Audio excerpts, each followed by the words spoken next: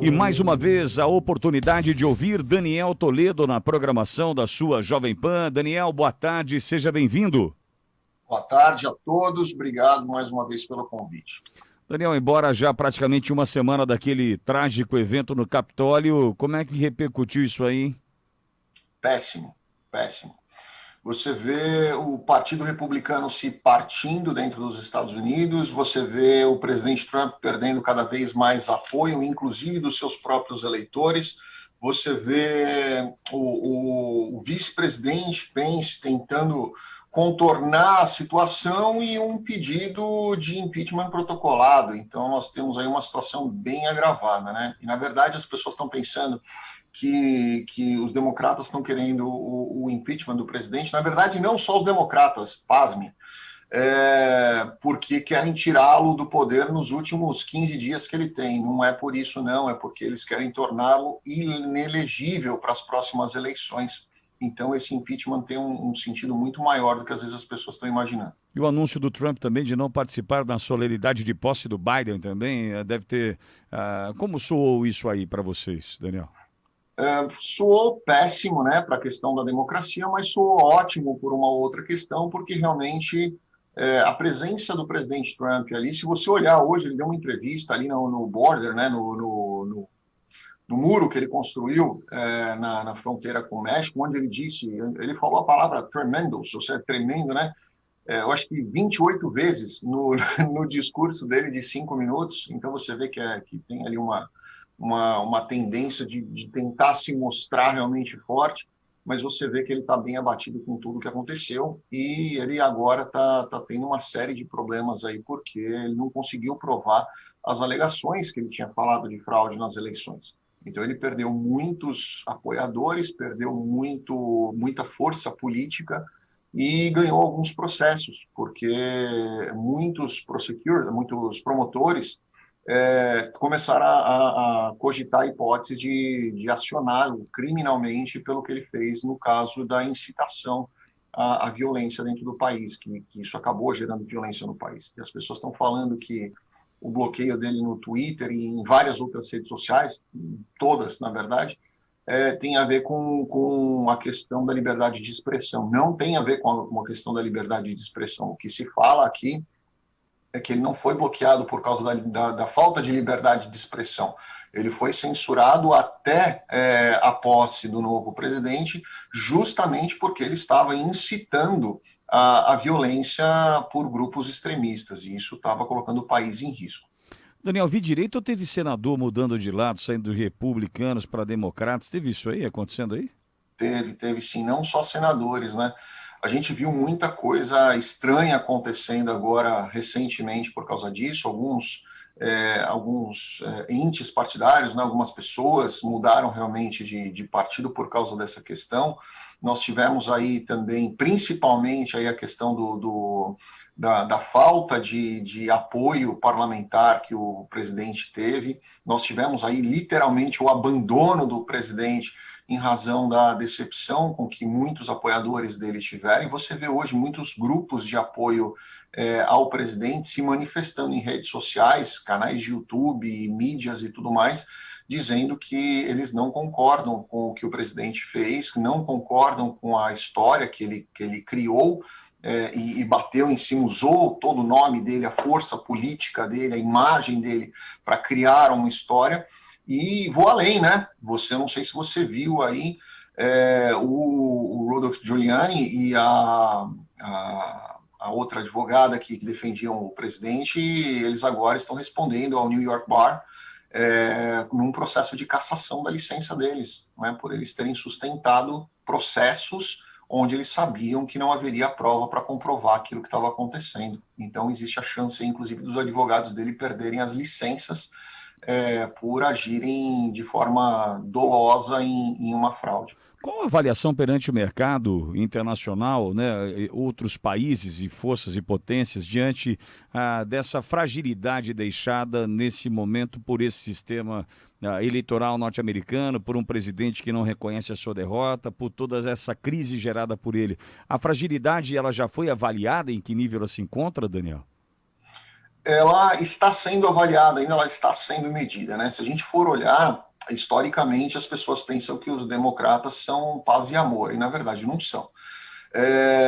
Eles, se você for olhar o que já aconteceu aí na história, muitos democratas começaram grandes guerras, né? E a tendência é que isso aconteça.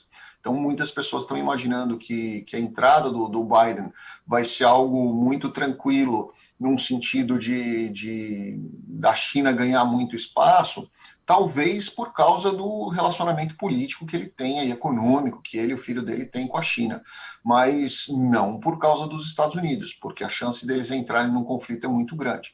Ontem, inclusive, a China declarou uma vitória aí, né, na questão do Mar da China, onde os Estados Unidos e o Reino Unido recuaram nos challenges que eles vinham fazendo ali na disputa territorial do Mar da China. O que é um absurdo, porque não pertence à China, mas eles acham que pertence e eles vão conquistar, assim como eles estão agora querendo também um pedaço da Rússia, né, por causa das riquezas que existe ali, principalmente na região mais polar, mais antártica, mais do Ártico.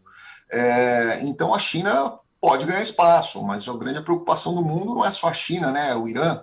Se você for olhar o Irã, sim, eles têm capacidade nuclear, eles têm capacidade militar e eles têm aí eles têm ganho um grande espaço no cenário bélico mundial. Sim, e um inimigo declarado, né? Um inimigo declarado que recebeu ontem os primeiros S-500, que é a defesa mais avançada do mundo, né? Que eles receberam ontem os primeiros S-500 da Rússia. Então, quer dizer, para alguma coisa eles estão se preparando, né? Sim. Daniel, vamos ao cerne da nossa questão, motivo da tua participação aqui hoje, mas é sempre muito bom te ouvir. Mas queria tratar do nosso tema de hoje, começando com uma pergunta. Se é simples começar um projeto do EB5, de um Green Card, de um visto EB5, com foco na área agrícola, mirando os Estados Unidos, é possível? É fácil? É simples, Daniel?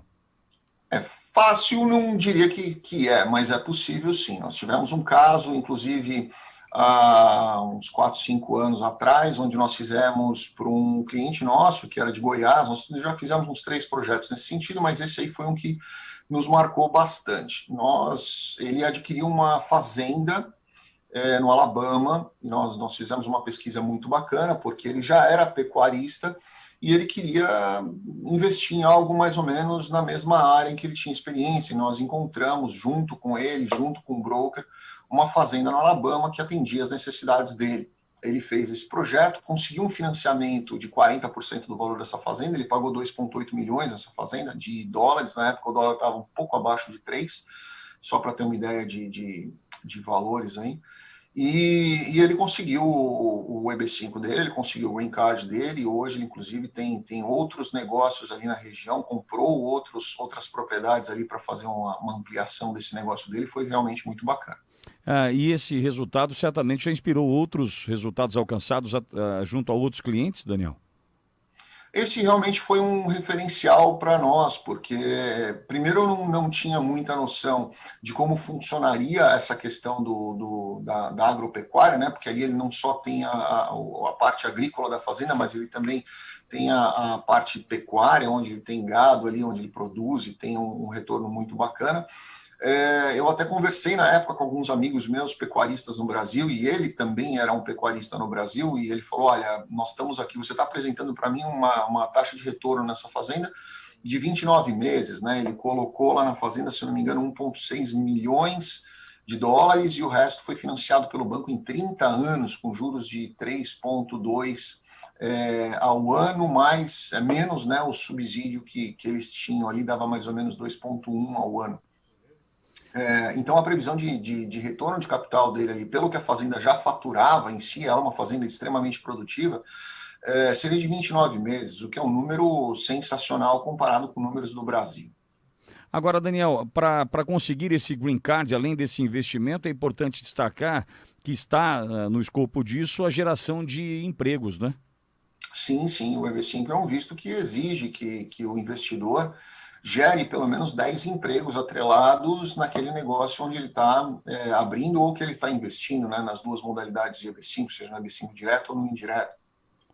E, nesse caso, ele tinha 18 funcionários, então era mais do que suficiente, era quase o dobro do que ele precisava realmente para fazer a comprovação daquilo que ele tinha como objetivo no negócio dele. E foi um projeto muito bacana. Depois disso, nós tivemos mais uns 3 ou 4 na mesma linha, e com certeza absoluta foi um know-how muito bacana que acabou atendendo essa demanda de agricultura e pecuária que o brasileiro gosta bastante. E nesse caso em específico que você traz como exemplo, já inclusive prosperou o negócio desse teu cliente, Daniel? Já, hoje ele está comprando a segunda propriedade do lado da dele, né, onde ele comprou a primeira. Ele está comprando, já comprou uma do lado, agora ele está comprando outra do outro lado dele, onde ele está ampliando isso. Ele está colocando agora ali uma criação de cavalos de raça, para exportação de sêmen eu não entendo muito como é que funciona isso, mas eu sei que ele está exportando sêmen desses cavalos para vários países para poder fazer inseminação artificial. Entretanto, é importante destacar, Daniel, que a aplicação de qualquer visto deve ser feita com bastante cautela, né? Com certeza, ainda mais um visto nesse porte, né? Hoje o EB5 ele exige que você faça aí $900 mil de investimento no EB5 indireto, onde você coloca num centro regional, ou 1.800.000 quando você coloca num EB5 direto, que é onde você mesmo investe num negócio seu. E esse negócio precisa gerar os 10 empregos, desenvolvimento regional e faturamento para que justifique aí a concessão do seu green card. Muito bem, conversamos com Daniel Toledo, que é advogado da Toledo e Advogados Associados, especializado em direito internacional, consultor de negócios internacionais e palestrante. Daniel, é sempre uma honra te ouvir aqui na Jovem Pan. Boa semana para você. Excelente semana a todos. Muito obrigado mais uma vez. Um grande abraço. Obrigado. Daniel Toledo conversando conosco, 3h55.